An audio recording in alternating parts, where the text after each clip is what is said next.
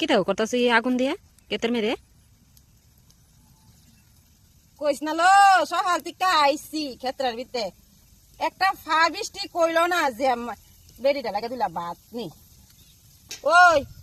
তার কলার একটা শশা ফুরা দিতেছি এটি খামু লবণ নাই লবণ চড়ি খামু দিল বাদ দিয়ে গেছে না তোমারে না তুমি বাদ গেলা না রে এ ক্ষেত্রে কেমনে ভালো যায় ফাঁকি সব ডুলা বলিতেছে